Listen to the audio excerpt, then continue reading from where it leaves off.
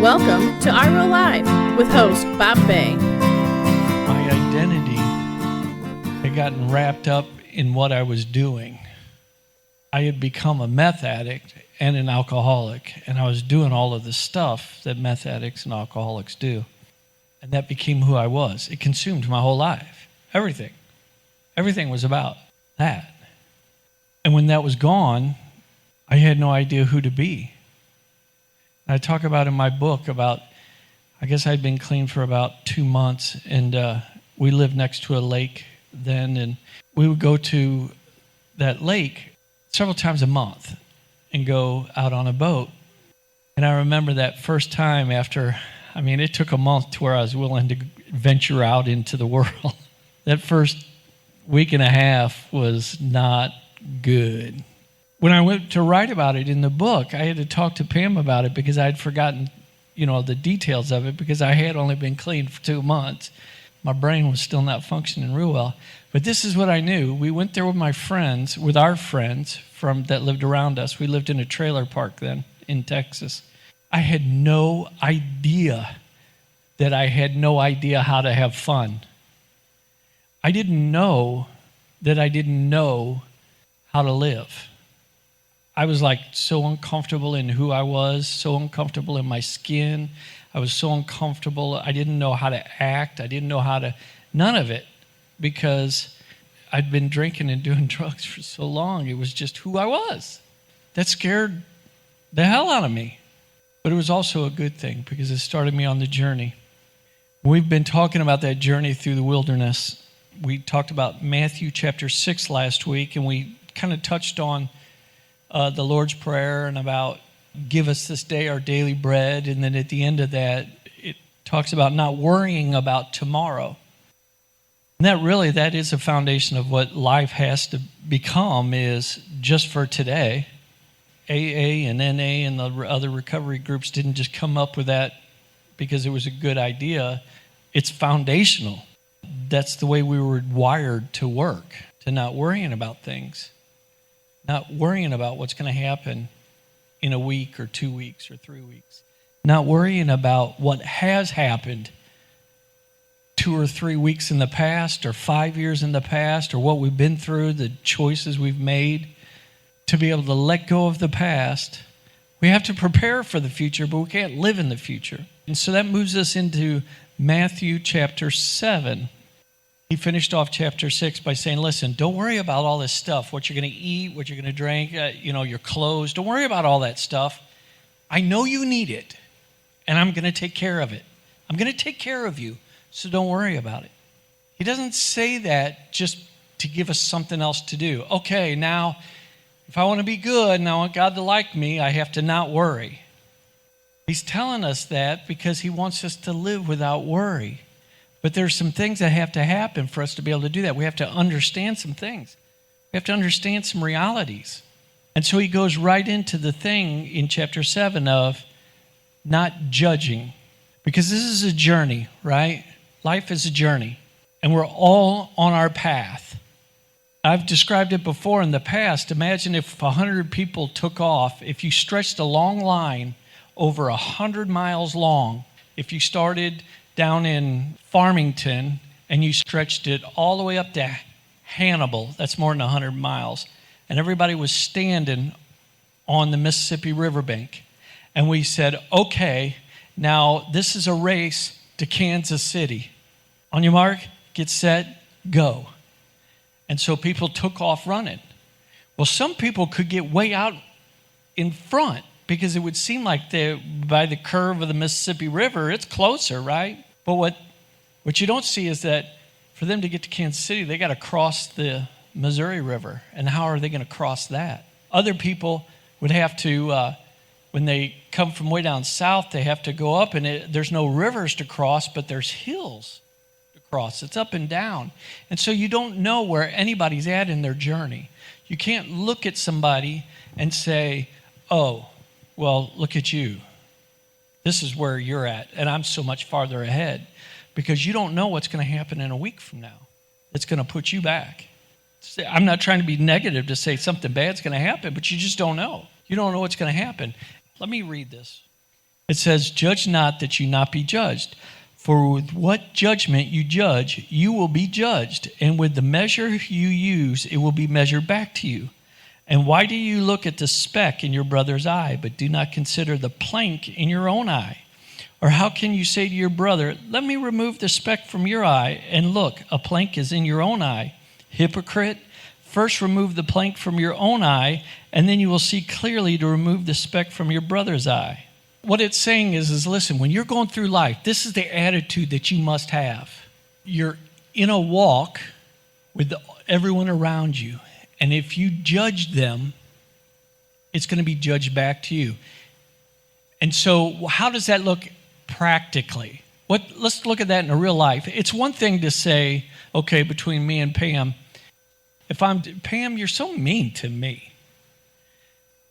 And if I live my life in judgment, it's going to cause me to have the frame of mind and a condition of the heart so that I'm looking and I begin to build resentments and bitterness. And so when she does certain things, it'll be framed and filtered through that heart of judgment.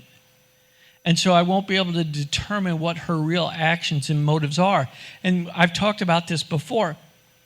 One of the huge things, and I still struggle with it today, one of the huge things is Pam will say something in a certain tone of voice, and it'll trigger things in me. And so I'll automatically assume, well, she must mean blah, blah, blah, blah. And she doesn't.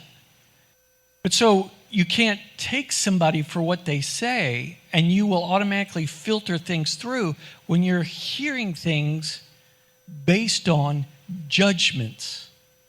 Now, God is saying this. He's saying this to us. For the longest time, I looked at this as about judgment and forgiveness, about me and God and Him not forgiving me. But what that ends up doing is when I have a judgmental, critical frame of mind and attitude at life, other people will have that towards me. When I'm critical towards people, other people will be critical towards me. When I'm judgmental towards other people, when I have this spirit about me, but I'm not talking about like, woo, spirits about me. I'm not talking about like demon possession or anything weird.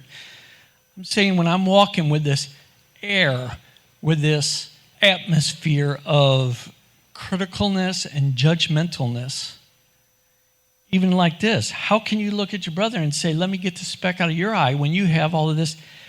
That's another thing of, look, I'm so much better than you. See, I'm so much farther down the road. You should listen to me. I'm right, because I know what I'm talking about, because I'm so much better than you, and because you got this plank in your eye, or this splinter in your eye. This whole time not realizing that I have a 2x4 sticking out of my eye. Part of this thing about worrying and living in this is this critical, judgmental error about us.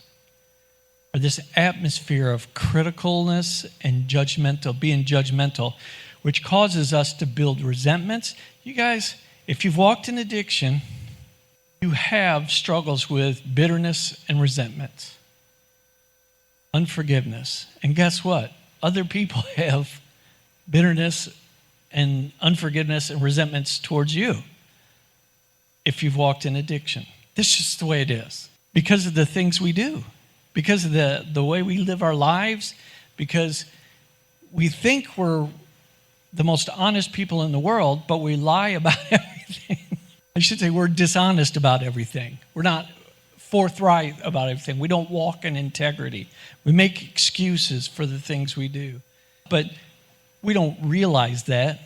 Part of the thing is when we believe that somebody else doesn't know, or they shouldn't know, or they couldn't understand, then our lies become truth to us because we're looking at it as in, oh, this person must believe me because they don't know I'm lying. And so if this other person doesn't go along with the lie, then they get offended. Have you ever seen that happen? I've seen people lie straight out to somebody, me knowing the truth. They're lying to this person. And they get so offended because this person doesn't believe them. And the whole thing is they think this other person should know. Or I don't know if it's not smart enough, if they think they're not clever enough or what. And so they begin to internalize that. And they live with this idea, this thing about them. If we will live our lives understanding that we are all on a journey and we are all in different places, you may do something to hurt me, but I have to understand that's probably because of where you're at in your journey. Even if it's intentional, it's probably because it's where you're at in your journey. So I have to be able to step back and say, listen, she hurt me because that's where she's at in their journey. Now, I'll say this, because also in the Sermon on the Mount, which is what we're covering, Jesus says, if someone slaps you, turn them the other cheek. I don't for a minute think that Jesus wants us to literally, if someone slaps us, to let them slap us again. He's talking about a condition of a heart and our idea, our frame of mind. That's where you're not holding it against somebody. Just like when Jesus says, if your right eye offends you, pluck it out. He doesn't actually mean you should pluck out your eye because you see something that causes you to stumble. If you're tempted by something, and if it says if your right hand offends you, if you steal something with your right hand, you can cut it off. You know, in some countries, they take that literally, and they will cut your hand off if you steal something. He's not meaning it that way. He's saying, this is how serious this is. We should be working with this attitude that this is this serious because of what it does to you on the inside when this is going on. And so he says in that, listen, this is how serious this is. Someone slaps you, you have to live with a heart to let go of that and understand that's just where they are in their journey. Get yourself into a safe place. Don't be a doormat. Don't be an enabler. Don't be all of that stuff. Don't stand there and get slapped. But at the same case, don't go, you wouldn't believe what so-and-so did to me. They slapped me, and go around telling everybody how they slapped you. And then the next time you see them, it's like, I can't believe you slapped me last week. That hurt so bad. No, it's, oh, hey, how are you doing today? Where are you at in your walk today? I'm not saying you would literally say that, but to be able to come at it with, I hope you're in a better place today than you were last week when you slapped me. But I'm going to stay over here where you can't reach me. But I'm not going to run from you. I'm not going to go talking trash about you. Pretty clear, right? Now, why am I saying that? Because he had said, don't worry about tomorrow because God's going to take care of you. He's going to take care of you. It's going to be okay. Don't worry about it. Now, the next section right after that is, it says, ask and it will be given to you. Seek and you will find. Knock and it will be open to you. For everyone who asks receives, and he who seeks finds, and to him who knocks it will be opened. Or what man is there among you who, if his son asks for bread, will give him a stone?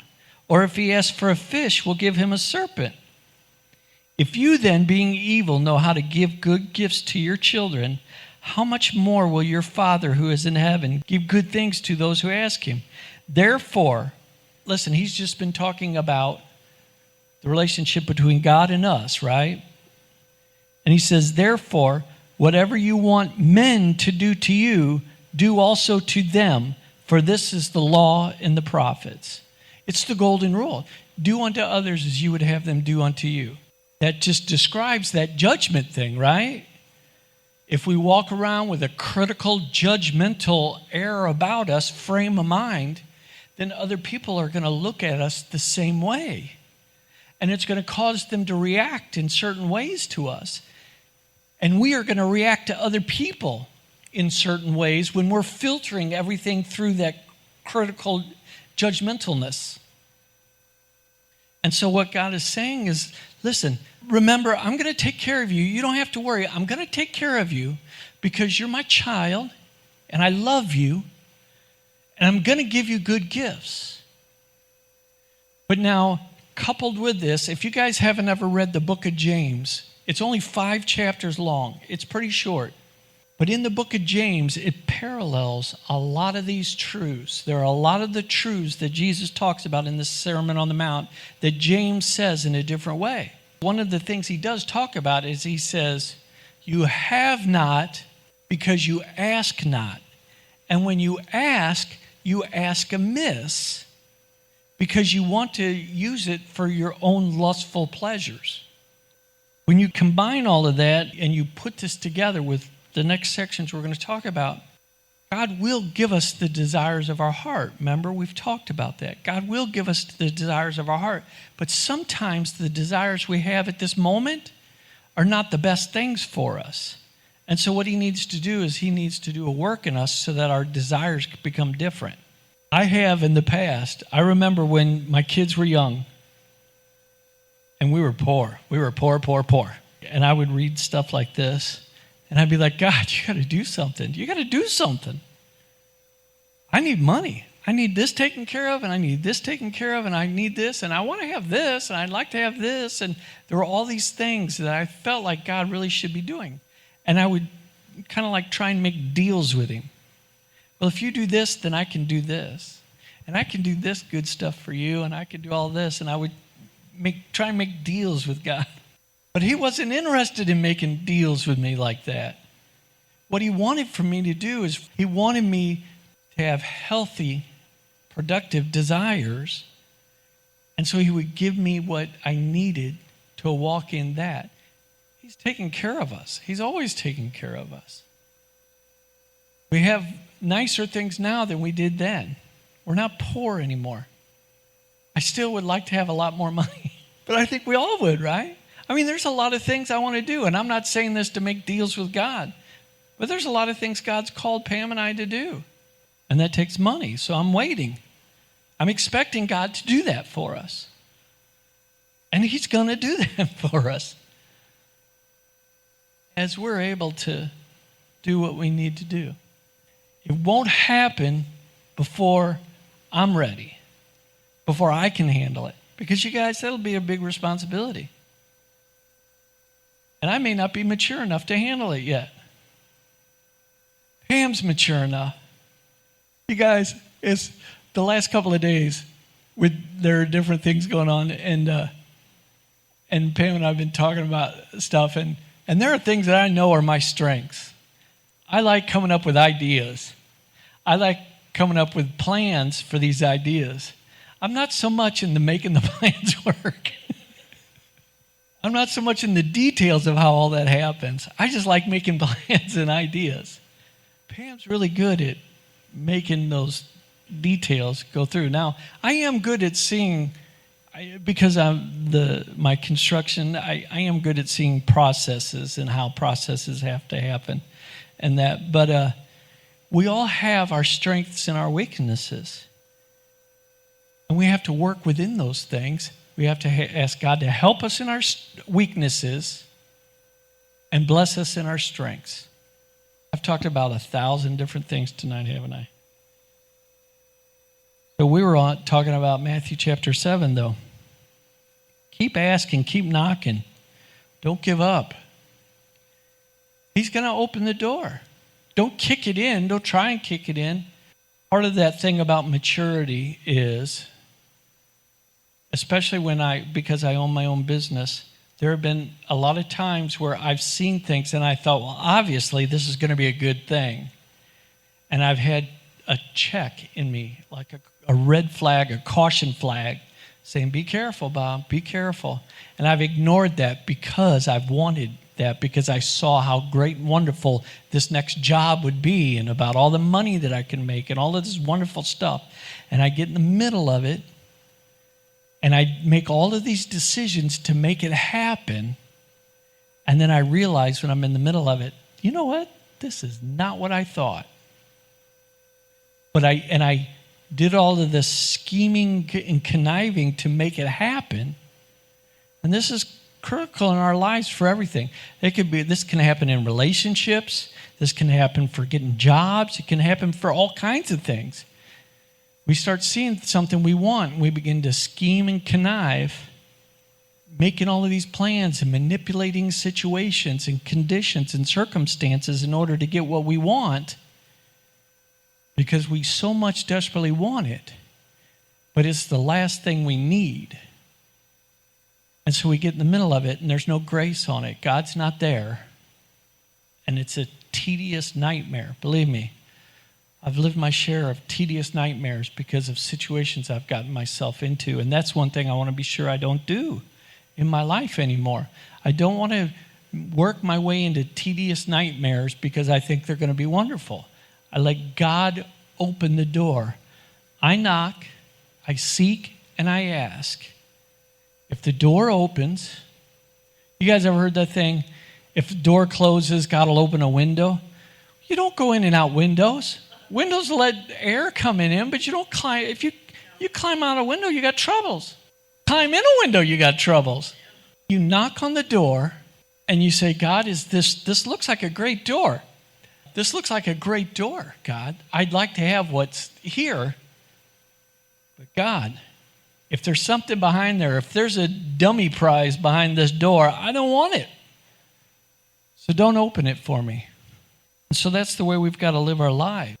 I'm going to recap where we're at so that I can catch up. We want to live our lives with an attitude and a perspective of not being judgmental or critical, so that we can live our lives free from judgment. We want to live our lives knocking, seeking, and asking, not trying to force things, not trying to make things happen that shouldn't. And we want to not worry about things. And God goes on in the next section and he says, enter by the narrow gate, for wide is the gate and broad is the way that leads to destruction. And there are many who go in by it, because narrow is the gate and difficult is the way which leads to life, and there are few who find it. The simpleness of that is just what I've talked about. It's easy to live life being offended and trying to make things happen to get what you want out of life. That's easy. That's the wide part. The narrow part is doing the right thing at the right time for the right reasons. And it's not even about just being good for the sake of being good. It's being obedient. Because in that obedience, God will take care of us. The next section in there, it talks about be aware of false prophets who come. And basically what that's talking about, it's about trees bearing good fruit. Listen, you guys, when you're associating with people in your life, if the fruit that they bear, imagine them being a tree, if they got a bunch of rotten fruit hanging off of them, it's not a good tree. You want to run from that. I'm not saying be mean. We want to recognize when people have a lot of stuff in their life, you got to be careful. You can't run from them.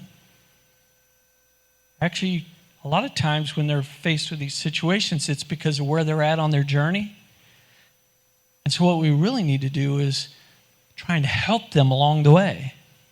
So what I'm saying is don't team up with them and start scheming and conniving with people with bad fruit in their life. Because all it's going to do, you're going to start bearing bad fruit.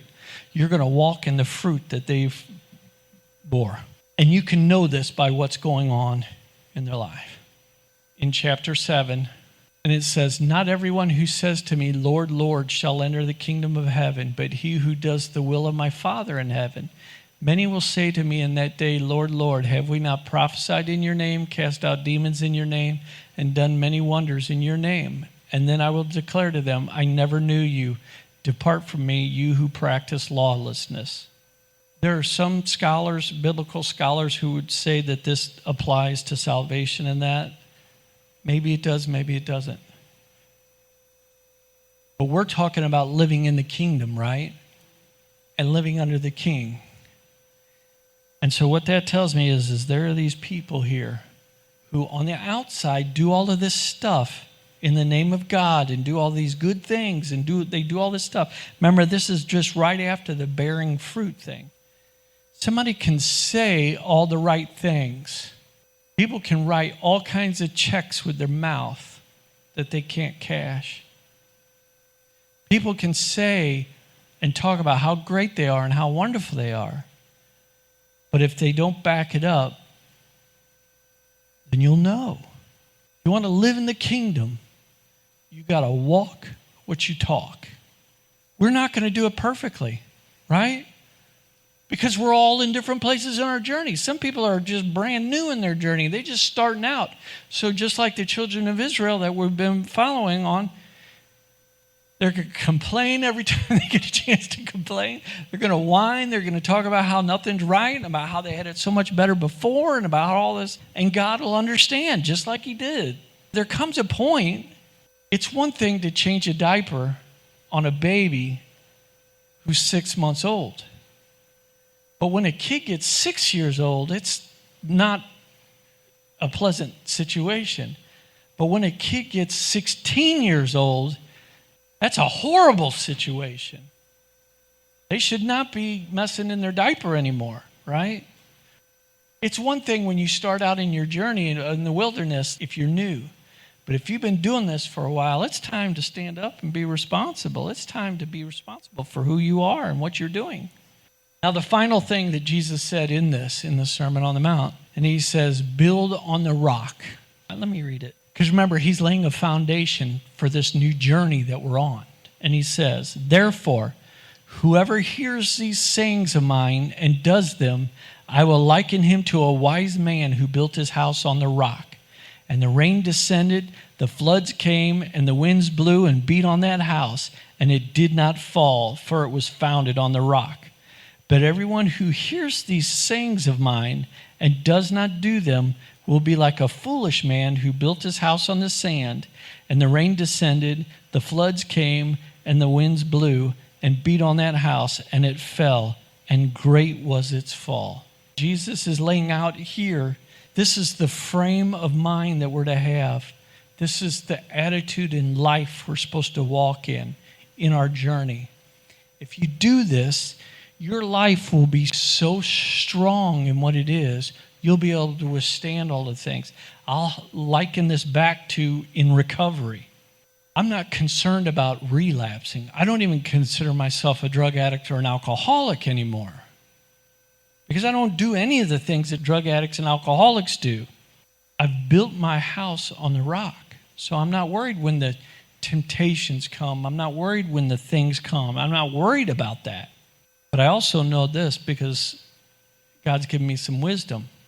The second I start doing things that drug addicts do, which is doing drugs, even if that's just once, then I'm a drug addict again. Drug addicts do drugs. I want to have this foundation. Things are going to happen in life. Life is hard, and not only is it hard, but it's full of a lot of ignorant people. But they're all on their journey. It's not their fault most of the time. Sometimes it's their fault because they're making those choices. I don't hold it against them. It's where they're at. I'm not going to get in that mud and dance with them in it. I'm not going to get in there and play. But I feel for them. Because I remember. I remember when I was there. I didn't want to be there, and I didn't understand everything about it. I did want to be able to party and drink my beer, and I just, I work hard. I should be able to drink a few beers when I get home. Should be able to smoke a little bit of weed and do a little bit of meth, coke, something. Knock the edge off. But it wasn't partying. That brings us through the Sermon on the Mount. We're going to come back and visit this again one day. I don't know if that'll be 6 months. I don't know if that'll be 6 years from now. But there are other things that we didn't cover specifically. But we have the foundation now to be able to go on in our journey. Thanks for listening. Please comment and subscribe for upcoming podcasts. To order your copy of My Real Life, go to the Take Action page at our website, reallifeministries-stl.com, or go to Real Life Ministries STL on Facebook.